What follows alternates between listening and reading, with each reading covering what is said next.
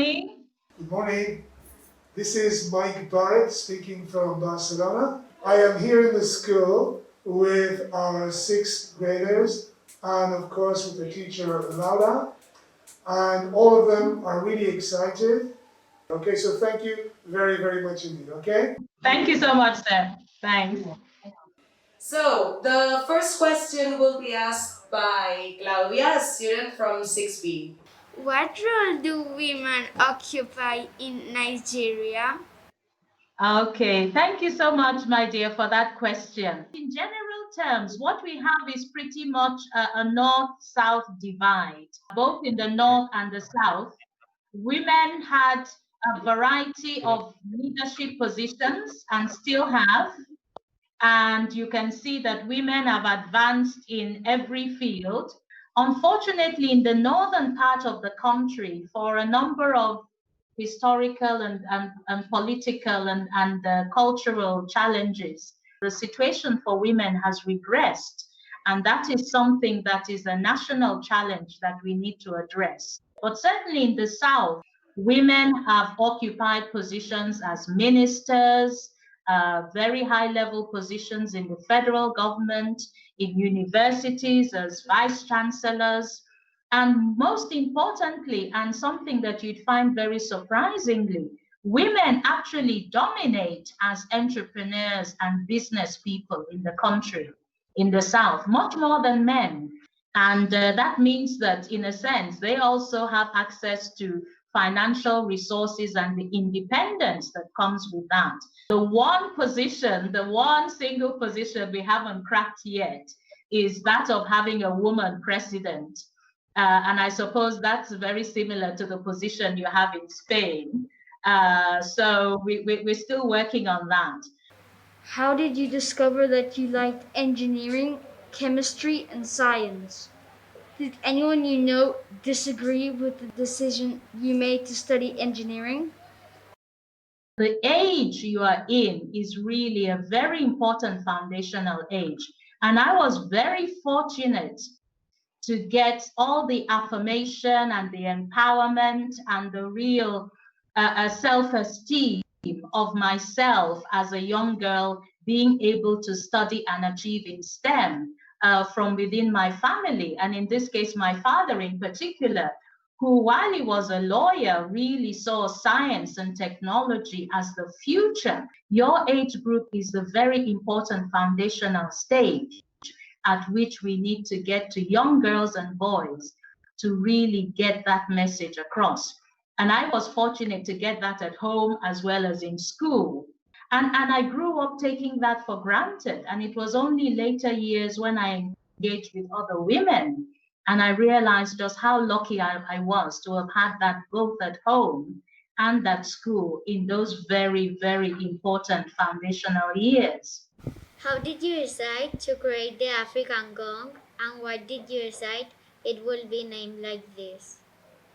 Well, I didn't, I was just one of a group of people. I think in the early years, there were about 10 of us who got together to create African Gong because we really wanted to work on two levels. First of all, as we all know, unity is strength. We wanted to create a supportive network for African practitioners in science communication to come together, to network, to support each other, to grow the field of science communication on the African continent so that we could actually increase our impact in terms of making science a part of the everyday life of African people, to further develop our continent and to address issues of gender equality and other societal inequalities. The second drive was to create a really representative Pan-African organization that would be able to give a voice to the African developments in science communication at a global level. And we chose the name African Gong because we wanted to use the symbol of an African instrument, the gong. Is an instrument that is used traditionally in our villages to bring people together to discuss, to share, and we felt that it was a very powerful African-centric symbol for us to have as the name of the group. What is the most difficult barrier you have come across in promoting the ideas of justice and equality? One of the important things is to realize from very early on that we need to move from the perceptions of the barriers as being on a personal or individual level. I think what really helps is to understand that the barriers are structural, they're institutional, and they're systematic. So, for example, within the education space, how do we address the barriers within institutions? Institutional frameworks, that is where we need to look at where the challenges are. And that is the most useful place in which we can tackle them, rather than fighting individual battles, and to move away from seeing men individually or as a group as the problem, or to see people from another a racial group as the problem. And that is where we need to address our efforts if we want to actually have success. In your opinion, how could boys inspire girls to do the STEM? So for you as a young boy, if you can look at your young female counterparts and really see in their achievement, their advancement, for them to be able to be whatever they want to be, whether it is in STEM or any other field that society stereotypically says that young girls cannot go into. If you can see in them that they can be all those things, and their contribution to making your society, your world, a much better and a richer and a real empowered space, that is the beginning. That is the beginning of the transformation of your journey and your mindset. And that is what, in the end, makes the difference for them. It is important to include boys in the subject, or is better to just educate girls? I've always said to people that we are not going to solve this problem if we don't bring the boys and the men into the discussion. Yes, there is a time and a place where we need to speak to girls and women on their own, and we have to do that capacity building with them on their own. And there's a time and a place where we need to sit with boys and girls also, boys and men separately, to talk about some of those issues. But we must be doing more of our work together with girls and boys and men and women, because the men and the boys need to learn that they need to grow from being part of the problem to being part of the solution. And we're not going to get that growth if we don't sit them together in the same space, in the same time, with the girls, with the women, to talk about these issues. Can you explain the actions you take in the African Gong Association? In African Gong, we realized that we needed to target our limited resources in 3 key areas. The first area is in terms of policy making, to make sure that we have the right policies in place to really help to grow the field of science communication, and to make sure that our government and policy makers understand that they actually put their money where their mouth is and put in the resources.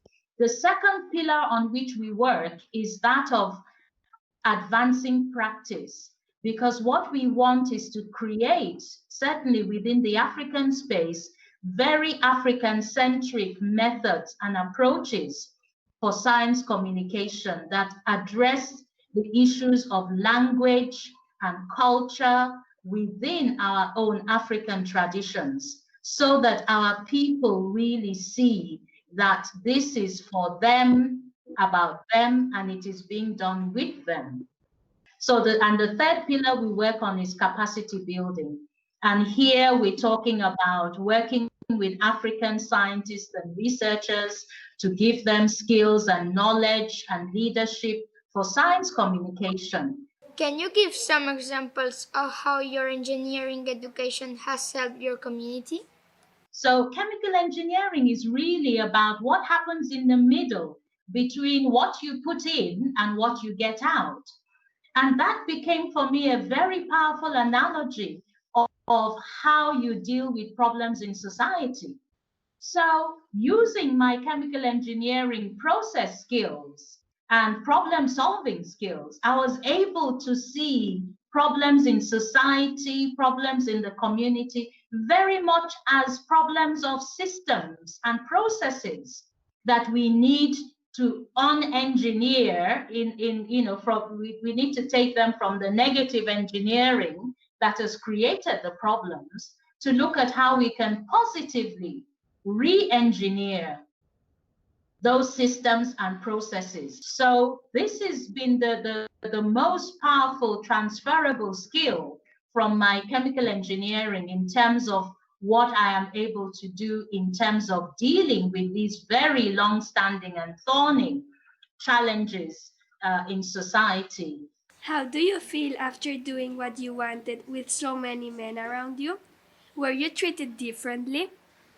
One of the things I found growing up is that when you have been fortunate as a young girl to have that positive affirmation and empowerment, it actually acts as a kind of vaccination, so that as you go on in life, you are far less affected by those sort of negative things. Just as when you're vaccinated against a disease, as I said, I understood that the problem around me, where it wasn't about the men, it's a system problem, it's a societal problem. So once you liberate yourself from that sort of baggage, you find new ways of navigating the barriers within those systems that make it seem as if this is a problem of men versus women or women versus men. And yet it's the system that we need to attack. What motivates you to keep going when it is so hard to do what you do as a woman? So I realized that more and more that I really have an obligation to give back. I have been blessed in so many ways, and when you have been given, you must give, and you must share what you have been blessed with other people. So I realized that, and that's my motivation, to share that with other women and other men, how they can be gift givers to their daughters. So that understanding of what I have been able to be blessed with from my family, and I said in those very foundational years, because that is when the damage is done, or that is when the good foundations are set.